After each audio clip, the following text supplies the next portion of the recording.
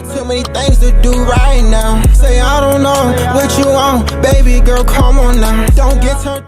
What's happening? What's happening? What's happening, man? Say, man, Dolo, man, we back with another one. Say, man, how y'all feeling, man? Say, man, we got the war in Philly, man. Say, man, Hood Tally versus Pound Side Pop. Say, man, I ain't heard nobody, ain't heard none of these people before, but we about to get straight into it. Appreciate y'all for 10,000 subscribers. You know what I mean, man? What? We going up, trying to get a Huracan and some more. You know what I mean? What? You know what I mean? Without further ado, come on, like, comment, subscribe. Instagram DoloC_. TikTok Dolo Reacts. Come on, man. You want it?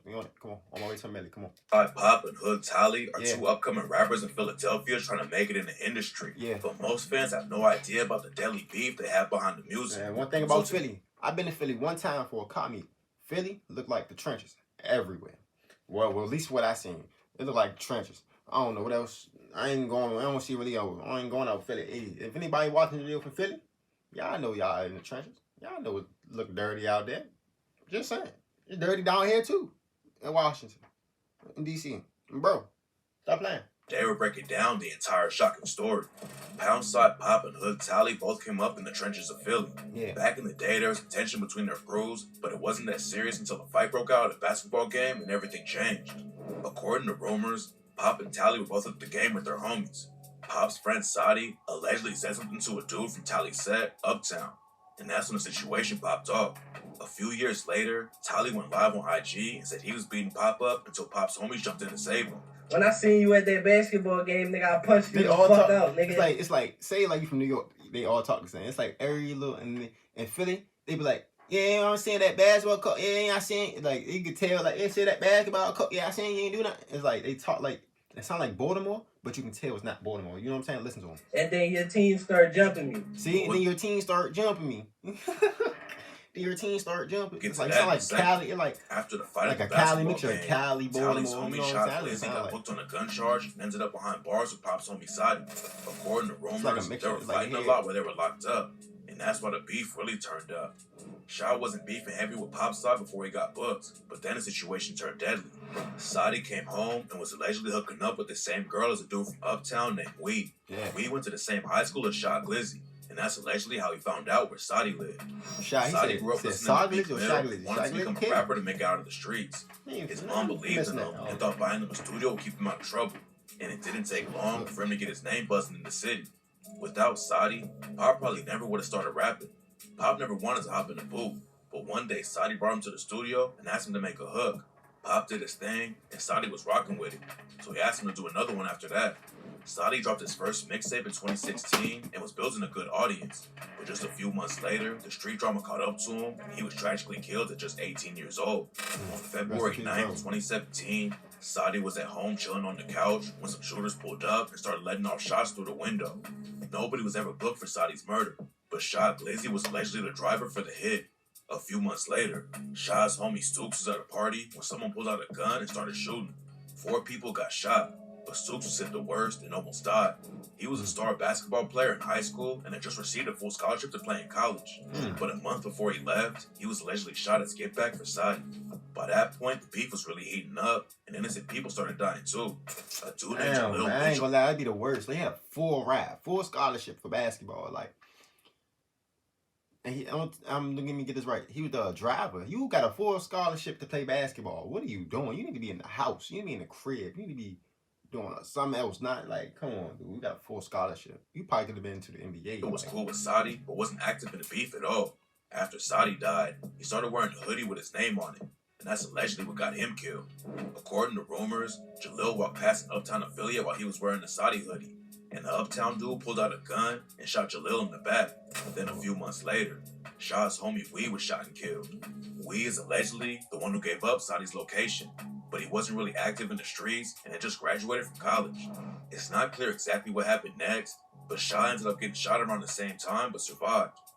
Online education is convenient, it's crazy, but sometimes it can be lonely. Sometimes the extra help you need. Reports say he was locked up for most of 2019, but when he came home, he took the beef with Pop's side to a new level. After Sadi died, his crew started calling themselves Zoo Gang. There have always been rumors that Shaw Glizzy was involved with his death, and he basically confirmed it when he came home and dropped the track No Lag and rapped. Niggas keep talking about bodies. I put the zoo on the map. And You want to meet the Lord? That's a fact. Cause ain't no time frame for that. Why you keep talking about gas? It's rap. Either way, you turn to a pack. Just ask. I'm smoking Zoo, we can match. No lag. Shaw was putting pressure on Zoo in the booth and in the streets. And it was only a matter of time before everything caught up to him. On June 7, 2020, two Zoo affiliates allegedly I ain't gonna lie, I thought shot. those bags of bodies. I thought those bags of bodies. I'm like, what is going on in Philly, man? Back Like, in and shot him to death. look at the grass, man. Ain't got no According to rumors, grass. Look at the streets. One of the It's shooters trash on was the related streets. to Sadi, so Like, taking nah. Chow was personal for him.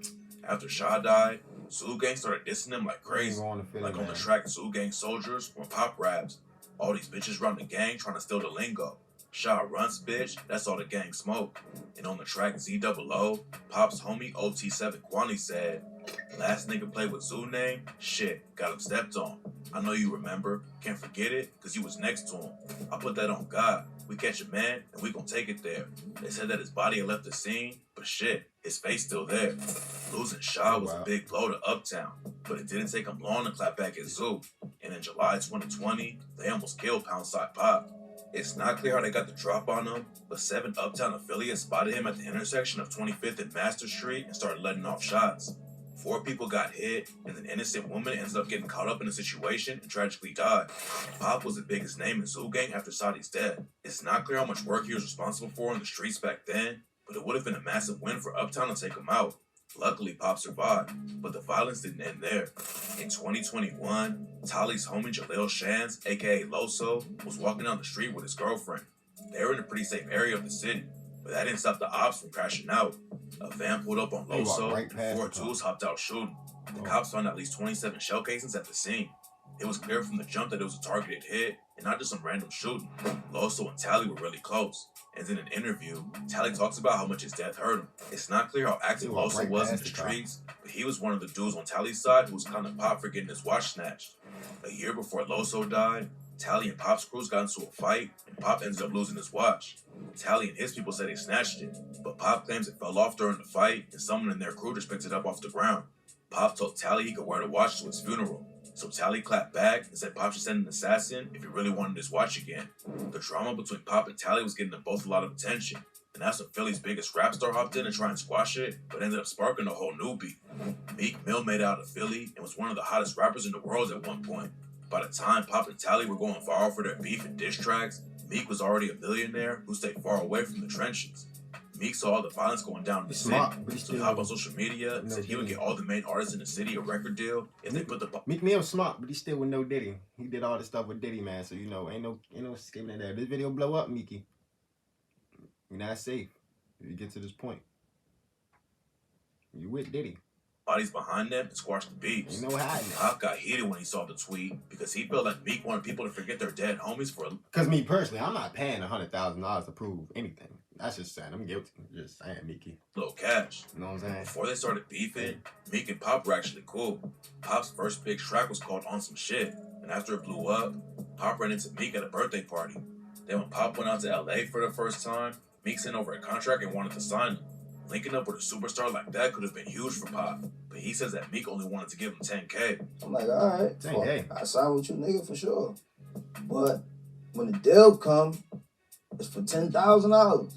You know what I'm saying? $10,000 deal. I'm like, oh, what the fuck? Pop knew that he couldn't do anything with 10K. He was trying to leave the street drama and stay in LA, so 10K wasn't going to do much for him. Pop hit Meek back and said he was rocking with him, but the deal wasn't big enough. And that's when Meek came back with a 20K offer. Pop turned him down again because he couldn't take care of himself or his people with that money. But back then, it was still all love. Game time, wing time. Now it's a tailgate. Can't take care of Getting everybody together, when you first started. the I would've bold took that Louisiana 20. flavors and No, I would satisfying not. I need crunch of 100. Popeye's Matter of wings fact, I and need probably like always the 200. right Meeky call. Mill. I know my worth. I need probably like 200. I probably, Live I in ain't gonna lie. Maryland, Nah, you're let definitely me shut gonna up, want to hear bro. this. If you've been Sound injured in a crazy car right accident here. and it's someone Fuck all else's that. fault, I you ain't could. sound Meek no was nigga still who supporting sounded Pop, with Diddy. but asking everyone to Shout squash out the to beef him. got Pop heated. He told DJ Vlad that Meek talking like that put more attention on him from the cops. Plus, he had lost people close to him, and Meek wanted him to forget all about it for a few racks.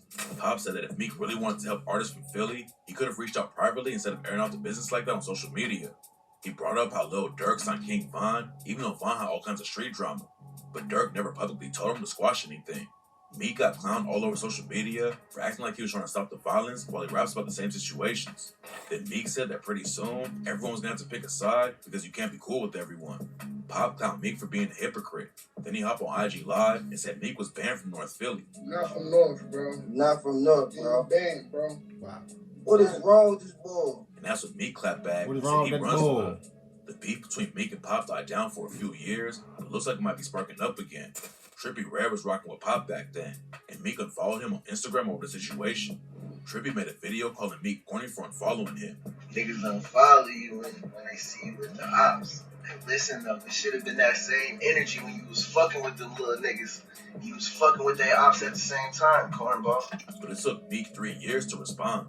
Meek posted a pic of Trippie on IG and went on a wild rant in the captions. He dissed Trippie like crazy and said, "If you fuck with me, fuck this guy right here." Pop and Meek haven't been going back and forth for a long time, but after Meek took shots at Trippie, Pop posted a DM that said, "Tell Trippie he good in Zoodelphia." It's not clear if Meek and Pop are going to start beefing again, but at least the violence between Zoo and Uptown has slowed down. In an interview with Dirty Glove Bastard, Tally said he hopped off the Porsche around 12 years old and started selling crack that he stole from his stepdad. He stayed in the trenches and got wrapped up in a lot of beef. But now he's trying to switch up how he moves after he almost died at a gender reveal party for his son. A few years ago, Tally and his baby mama were hosting a party in an area that Tally knew he shouldn't be in. Everything was cool at first, but then Tally walked outside to grab something from his whip and an op spotted him. Tally thought they were just going to throw hands, but then the other dude upped a strap and shot Tally in the arm. Luckily, Tally's homie was right there to drive him to the hospital. He was all good after a couple surgeries, but that's when he realized he had to change up his life if he wanted to be around for his son. Tally moved out of Philly to avoid the cops and street drama. Plus, he said he's not even going to diss people on record anymore because the police are using rappers' lyrics against him all the time. Pop moves out of Philly too and has been focusing on getting his career pushing. He hit over 1 million views on YouTube with Trippie Redd on the track From the Block. If he gets into some more social media drama with Meek Mill, it'll put his name in the spotlight again. But luckily for now, it seems like Pop and Tally left the real beef behind in Philly, and both of them are focusing on their careers and putting the violence in the past. As they should, man. That's what I'm saying. That's what I love to hear. Bro, that's what I love to hear, bro. They keep doing that. Bro, they going to be successful. That's what I love to hear. Bro, I hope y'all enjoy. Y'all stay out of Philly. You know what I'm saying? If y'all in Philly, you go in the house. If you're not in the house, you can't go in the house. Find somewhere safe. If you can't find nowhere safe, catch the bus across town or something. Get away from all the dangerous areas in Philly. It's crazy. Hope y'all like this video. Y'all like, comment, subscribe. Like, comment, subscribe. Like, comment, subscribe. I want to wait till 1 million subscribers. Appreciate y'all for 10,000 subscribers on my mother. And what we y'all doing on Brody? Y'all stay safe, man. On bro. What's happening? What's happening? What's happening, man? Say, man. Dolo, man. We back with another one. Say, man. Say, this is the second video today. I'm dropping 2 videos today. I might drop another one. I don't know yet. But say, we got the tragic story of Lil Durk's cousin, Lil Mister. I don't know who this is. I don't know who his cousin is. I don't know nothing. Free Durk. No. Yeah, free Durk on bro. Durk Lock. Hear me, bro. Without further ado, y'all like, comment, subscribe. Appreciate y'all for 10,000. Hear me, bro. Hear me, though, bro. Hear me, though. Stop playing. Come on, man. Y'all like, comment, subscribe. Like, comment, subscribe. Like, comment, subscribe. Come on, man. I'm gonna wait till 1 million. Stop playing. Politics in Chicago are crazy. Yeah. And even being blood related to someone don't mean you won't be ops. Lil Mister was a drill legend who was actually Lil Durk's cousin. In 2019, he was allegedly killed by one of Durk's homies, and this is the tragic story of how it all went down. Close that back door, can't get snaked by my homie. I think that's how I go. I can't even lie to you. Like, I'm not sure, like, I can't. What's one Lil Durk name song? What's the name of that song? I don't know. Lil Mister was raised on the south side of Chicago and started repping the Wooga World set of the GDs when he hopped off the porch. Not much is known about his life before he jumped in the booth and helped kick off the drill wave, but according to people close to the situation, he got active in the trenches early and never really left. Mister was tight with a lot of GDs from a set called Brick Squad, including a rapper named Lil Jojo. Jojo knew Durk from back in the day, and they never really had any beef, even though Durk repped the BD. But that all changed when Durk dropped the track L's Anthem and raps, "You don't fuck with me, then fuck 'em. My own niggas, I don't trust them. Brick Squad, I say fuck 'em. We'll go roll with them, so fuck 'em." Durk is from Lamron, and their issues with Brick Squad allegedly started over a fight at a local basketball court and escalated till people started dying on both sides. Jojo was about that basketball, back I'm telling then, you, but man. after he heard the track, Negroes and basketball, I'm telling you. Negroes, sports, money, and females. I'm telling you, we're gonna crash out. They're gonna crash out. he had to respond. Tell you. Lamron was the BD set that Brick Squad had beef with, but Jojo took the disrespect to another level and dropped the track BDK 300K. He wasn't just taking shots at Durk and Lamron. Instead, he aired out every BD in the city and raps, "We stacking, bitch, so you know we cracking trays. Cracking trays? Yeah, bitch, we cracking trays. BDK, BDK, BDK. These niggas claim 300, but we BDK. Yeah. Then he called Durk out by name and said, you ain't with the shits, so stop the fucking flexing. Fuck trying to wife a bitch, they out here stretching. Durk say fuck Brick Squad, so I can't wait to catch him. Squeeze his fucking 40, now they got him on a stretcher. JoJo took more shots on the track, I got that sack and raps. On the block with the guys, niggas know I keep that 30. Catching out from the lamb, he gon' catch the whole 30. Man, these niggas, they be talking, they know they ain't about that life. A lot of guns, hella shells, nigga, I'll end your life. And on the straightway with STL, shout out FBG. My nigga Rico doing hits, you can ask DOD. Niggas bitch clicking up, so it's fuck AMG. Durk a hoe calling phones, saying he don't want no beat. Yeah. He's saying a lot on this song. I see why they want to get him. I see why they need him up out here, because the little dude who rapping like that, who this? What they say? Little JoJo. Oh, no. Stop all that, folks. We gotta go get him, folks.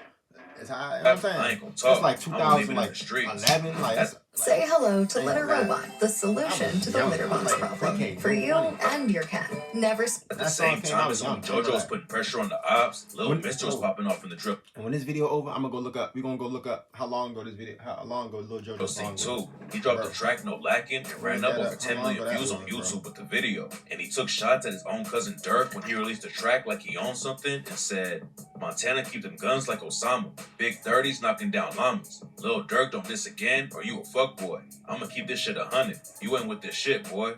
Lil Mr. and JoJo linked up in the booth for tracks like Episode and Have It All. Both of them were new to the game, but they was already putting a lot of pressure on the BDs. JoJo also took shots at Durk's homie Lil Reese on I Got That Sack and said, catch him in traffic with Lil Reese, man, they gon' feel this mad. BDK, that's my team, and my city got my back. Went to school with these niggas, but that don't mean shit. My nigga Tell knocked him out, you should've seen that shit. Then on September 4th, 2012, Lil JoJo spotted Lil Reese walking down the street and started yelling at him from his whip. Hey, Reese, you little bitch! Yeah! Fuck is wrong with you, hey, I am Brick Squad! Brick Squad, what the fuck is you talking about? What we on? Reese yelled back that he was gonna kill him. And just a few hours later, Lil JoJo will be found dead in the street. JoJo went home and posted a video online, and he spent the rest of the day sending shots at Reese on social media. Then around 7:30, he let everyone know exactly where he was at and tweeted, laugh my ass off, I'm on 069, stop the fucking flexing. Less than 2 hours after dropping his location, a shooter pulled up and left JoJo dead right where he said he'd be. Reese was brought in for questioning after JoJo died, but never got hit with the charge. Nobody knows who pulled the trigger that night, but JoJo's brother Swag De Niro hopped on Twitter a year later and said, even the ops know the motherfucker who took my bro ain't walking this earth no more. Fuck him too.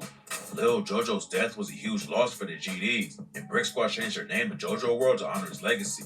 Mr. lost his homie, then he took another loss when he got locked up on a gun charge. He came home in 2016 and hopped back in the booth, but by that time, he already lost all the momentum he built off his early tracks and never ran up the same kind of numbers he did in 2012. He was still putting pressure on the ops though. One day, he saw Mimo 600 in the street and tried to chase him down. Mimo ended up crashing his whip trying to get away.